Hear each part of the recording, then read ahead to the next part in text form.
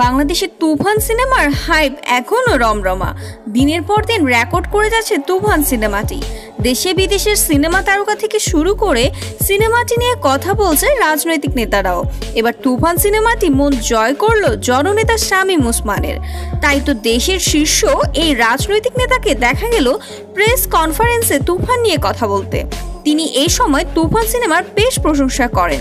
শামীম ওসমান বলেছেন, ছোটবেলায় বন্ধু বান্ধব নিয়ে প্রচুর বাংলা সিনেমা দেখতাম, তবে এখন কাজের চাপে তেমন একটা আমাদের দেশের সিনেমা দেখা হয় না।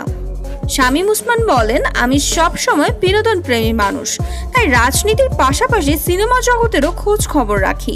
তাই তুফান সিনেমার নাম আমার কানে এসেছে। আমি যখন প্লেনে করে কোথাও যাই তখন আমি মোবাইলে বাংলা সিনেমা দেখার চেষ্টা করি। এবারের ঈদে রিলিজ হওয়া তুফান সিনেমার ট্রেলার আমি দেখেছিলাম, আর এখন তো তুফান সিনেমার নাম সবার মুখে মুখে।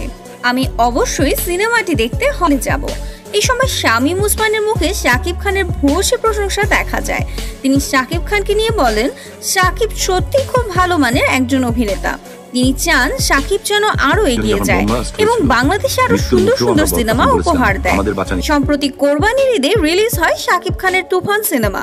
গত বৃহস্পতিবার মুক্তি পায় দুষ্টু কোকিল গানটি, যা ইতিমধ্যে তুফান সিনেমার মতো সুপারহিট হয়েছে। গত 20 বছরের সিনেমা হলে এত লোক আসেনি যতটা না এসেছে তুফান সিনেমা দেখতে। মুক্তির পর থেকে রেকর্ডের উপর রেকর্ড করে যাচ্ছে সিনেমাটি। শোনা যাচ্ছে আগামী রোজার ঈদে আসবে তুফান সিনেমার দ্বিতীয় কিস্তি তুফান 2। তুফানের মতো তুফান 2 সিনেমায় শাকিব খানের ভয়ঙ্কর অভিনয় দেখার ইতিমধ্যে প্রস্তুত থাকতে বলা হচ্ছে বাংলা সিনেমার দর্শকদের।